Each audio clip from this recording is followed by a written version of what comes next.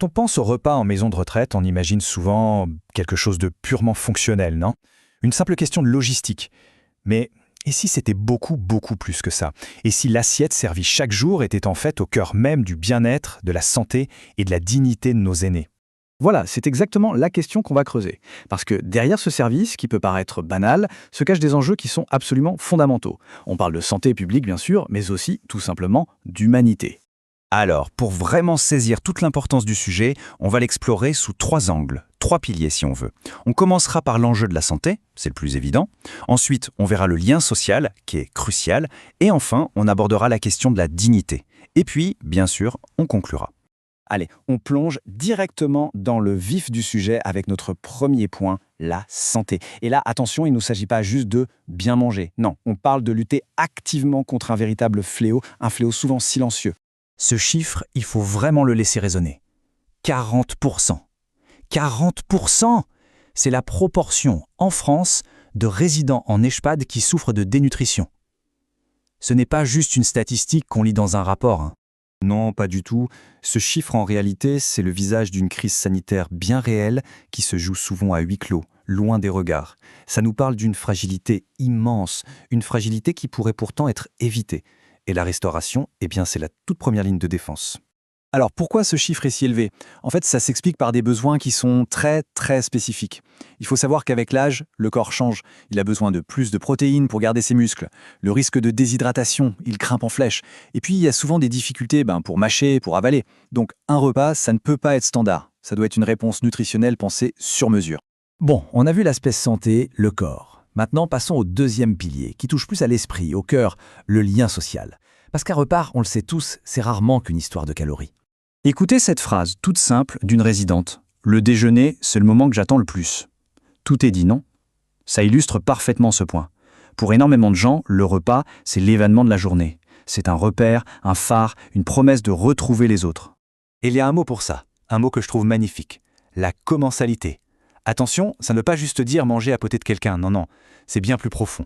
C'est l'acte de partager, de discuter, de créer une petite communauté, même si elle ne dure que le temps d'un repas. C'est un antidote super puissant contre la solitude. Et quand on met les deux situations côte à côte, la différence elle est flagrante. D'un côté, manger seul dans sa chambre, ça peut vite renforcer l'isolement, à la perte de repères. De l'autre, le repas partagé, là c'est tout l'inverse. Ça structure la journée, ça pousse à la discussion, ça entretient ce lien social qui est juste vital.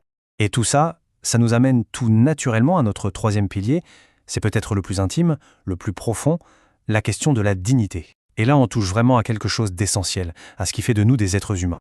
Voilà, l'idée, elle est toute simple en apparence, mais elle est absolument fondamentale. Un repas, ce n'est jamais juste de la nourriture. Jamais. C'est un acte qui est chargé de sens, de souvenirs, d'émotions. Et si on ignore ça, eh bien on ignore la personne qui est en face.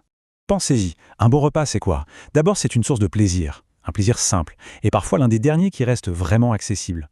C'est aussi un lien direct avec la mémoire, ce plat qui nous rappelle notre enfance par exemple. C'est pouvoir choisir ce qu'on mange, exprimer une préférence. C'est un tout petit acte, mais c'est un acte d'autonomie qui est immense. Et au final, la qualité de ce qu'il y a dans l'assiette, c'est un message non dit, de soin, de respect. Bon, on arrive à la conclusion. On a vu que ces 3 aspects, la santé, le lien social, la dignité. La question maintenant, c'est comment tout ça s'emboîte? Comment ces 3 piliers forment un tout cohérent? Eh bien, le point central, le voilà. La restauration en maison de retraite, ce n'est pas une simple charge, une ligne dans un budget. C'est un levier incroyablement puissant. Un levier à la fois thérapeutique, social et humain qui agit sur le bien-être global. Finalement, on pourrait tout résumer en 3 fonctions clés, qui ne peuvent pas être séparées les unes des autres. Un repas vraiment réussi, c'est un repas qui fait 3 choses. Il nourrit le corps en répondant aux besoins précis, il crée du lien, il nourrit l'esprit et il respecte la personne. Il nourrit l'âme. Il y a cette phrase qui, je trouve, résume tout à la perfection. Un repas bien préparé est un acte de soin rendu visible. C'est exactement ça. Le soin, ce n'est pas que des médicaments ou des gestes techniques. C'est aussi cette attention portée à l'assiette. Ça rend le soin concret, tangible et même savoureux. Et pour finir, on peut peut-être se quitter sur une question qui, je pense, dépasse largement les murs des maisons de retraite et qui nous concerne tous en tant que société. Finalement, la qualité d'une assiette, est-ce que ça ne mesure pas tout simplement la considération que l'on porte à nos aînés ?